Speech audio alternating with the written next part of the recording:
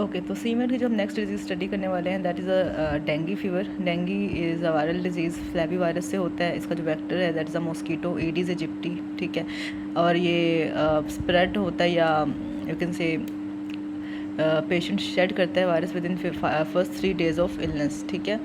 और जो mosquito self अगर किसी इन्फेक्टेड इंडिविजुअल को बाइट करेंगे तो after 2 weeks they will become infective और फिर वो इसको स्प्रेड कर सकते हैं, सही है। इंक्यूबेशन पीरियड इसका 3 to 10 days का है एज़ कम्पेयर टू कॉलरा जिसका इंक्यूबेशन पीरियड 1 to 5 days का था, ठीक है।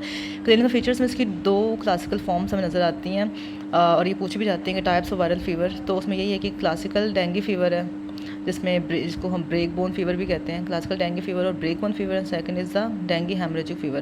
क्लासिकल डेंगी फीवर या ब्रेक बोन फीवर में क्या है कि स्टार्टिंग में कुछ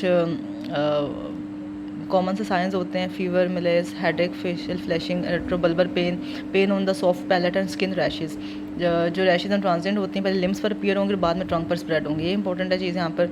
और काफ़ी इतनी नहीं होती, जो फीवर है 3 से 4 दिन के बाद सबसाइड कर जाता है और फिर वो कुछ दिनों बाद दोबारा अपीयर होता है, लेकिन माइल्डर फॉर्म में अपीयर होता है। इसको हम सैडल बैक पैटर्न भी कहते हैं या बायोफिजिक पैटर्न भी कहते हैं, ठीक है। कि एक बार हुआ, हाई ग्रेड हुआ, लेकिन बाद में 3-4 दिन बाद ख़त्म हो गया और कुछ दिनों बाद दोबारा अपीयर हुआ। सैडल बैक पैटर्न में फ़ीवर हुआ इसमें, और बाकी जो हमने कॉमन साइंस देखे वो ये हैं, साथ में रैश भी अपीयर हो रही है। सेकंड इज़ द और ये सेल्फ लिमिटिंग डिजीज़ है अगर जस्ट माइल्ड फॉर्म में हो तो। डेंगी हेमरेजिक फीवर में ये है, ये मोस्टली बच्चों में होता है और अगर एक टाइम में मोर देन 1 सीरोटाइप से बंदा इन्फेक्ट हो तो ही कॉमन है। इसमें वही कॉमन सिम्टम्स पहले आ जाते हैं कि हेडेक है, MLS है, फेशियल फ्लैशिंग है, और साथ में ना since it is haemorrhagic fever तो कैपिलरी फिलिंग डिलेड होती है, मोर देन 6 सेकंड तक की हो सकती है, ठीक है। और उसके बाद शॉक और हेमरेज के सिम्टम होते हैं। शॉक और हेमरेज में बस ईयर से ब्लीड हो सकती है, स्किन से ब्लीड हो सकती है, इसको हम पर्टिकुलर हेमरेजेस भी कहते हैं। एपिस्टेक्सिस हो सकती है, नोज से ब्लीड हेमेटोमेसिस हो सकती है, मेलिना हो सकता है। तो स्किन से ब्लीड, ईयर से एपिस्टेक्सिस, हेमेटोमेसिस एंड मेलिना, इसको हम डेंगी शॉक सिंड्रोम भी कहते हैं। अच्छा, डायग्नोसिस कैसे करेंगे हम डेंगी का? तो क्लिनिकल डायग्नोसिस है और लेबॉर्ट्री या इन्वेस्टिगेशन वाले डायग्नोसिस है। क्लिनिकली हम ये देखते हैं कि हेमरेजिक मैनिफेस्टेशंस होती हैं जिसमें हमें एक पॉजिटिव टॉर्निकोइड साइन मिलता है। हम टॉर्निकोइड टेस्ट करेंगे और अगर पॉजिटिव टॉर्निकोइड टेस्ट आ जाए that will indicate dinghy. Secondly liver in last मिलता है बिकॉज हेमोलिसिस हो रही है, हेमरेज हो रहा है, इस नतीजे में liver has to make up for the lost RBCs। अच्छा, तो हेमरेजिक मैनिफेस्टेशन में टॉर्निकोइड टेस्ट पॉजिटिव हो गया, ठीक है, और सेकेंडली इन लास्ट लिवर हो गया। ये 2 चीज़ें होगी इसमें। और लेबॉर्ट्री इन्वेस्टिगेशन में कहते हैं कि वायरस हम आइसोलेट कर सकते हैं by having culture in the sera obtain during the first few days of illness. अगर हम जो सीरम है उसमें से हम वायरस को आइसोलेट कर सकते हैं टिश्यू कल्चर के थ्रू। ये तो ये होगा। सेकेंडली हम डेंगू वायरस के अगेंस्ट एंटीबॉडीज अलाइसा से आइसोलेट कर सकते हैं। थर्ड, हम देखते हैं कि हीमो कंसनट्रेशन हमेशा होगी CP पे 20% से ज़्यादा हेमाटोक्रिट का इंक्रीज़ हुआ होगा। या तो ये होगा। फिर थ्रोम्बोसाइटोपेनिया जो बहुत ही क्लासिकल साइन है इसका। And third is NS1 antigen testing. This is important, NS1 antigen testing. NS1 antigen ऐसे भी हम देखेंगे कि ये भी पॉजिटिव होगा। तो isolation of virus, identification of antibodies by ELISA, haemoconcentration, thrombocytopenia, NS1 antigen, ये हो गया। क्लिनिकल हमने टॉर्निकोइड टेस्ट और एनलार्जमेंट ऑफ लिवर देख ली। और प्रिवेंशन और ट्रीटमेंट इंपॉर्टेंट चीज़, इसमें हमने 8 चीज़ें करनी है प्रिवेंशन की, फिर एक चीज़ ट्रीटमेंट की करनी है। प्रिवेंशन में एक तो ये है, ट्रैवलर्स किसी ऐसे एंडेमिक एरिया में जा रहे हैं जहाँ पे डेंगी प्रिवेलेंट है, तो वहाँ पे हम क्या कर सकते हैं कि they should be sleeping under nets and they should be using topical mosquito repellents.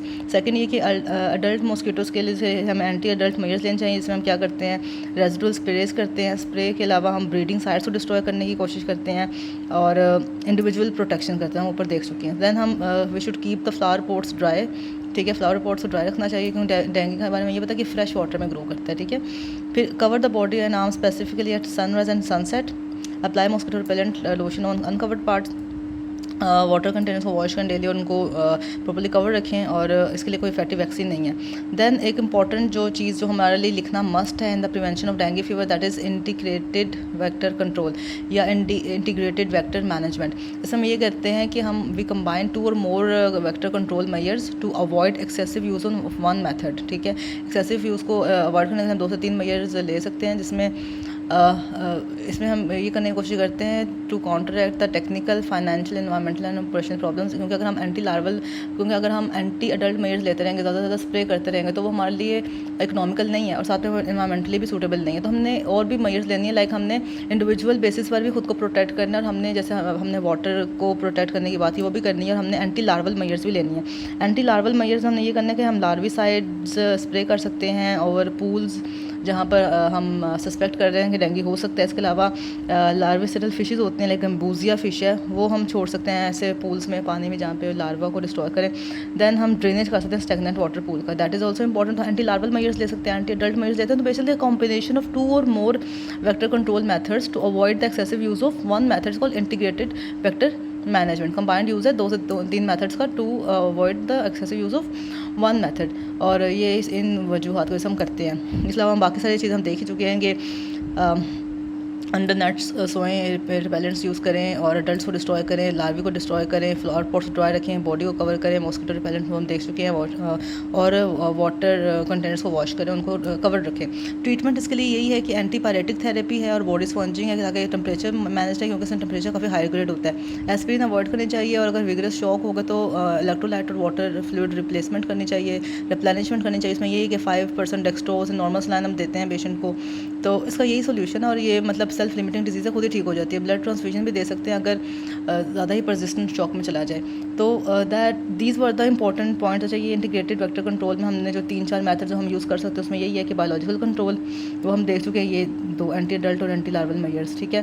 Chemical control जो हमने स्प्रे के ज़रिए देखा था। हेल्थ एजुकेशन, अवेयरनेस दें उनको। पर्सनल प्रोटेक्शन हमने वो देखा था, ये वाला डिक्रीज सोर्स ऑफ इन्फेक्शन, वो again anti larval anti adult दोनों हो सकती हैं। तो बायोलॉजिकल कंट्रोल, इंडिविजुअल या personal protection, chemical control, health education और डिक्रीज सोर्स ऑफ इन्फेक्शन, ये 5 इंटीग्रेटेड वेक्टर कंट्रोल में, इंटीग्रेटेड वेक्टर मैनेजमेंट में चीज़ें आती हैं। तो this should be known by us.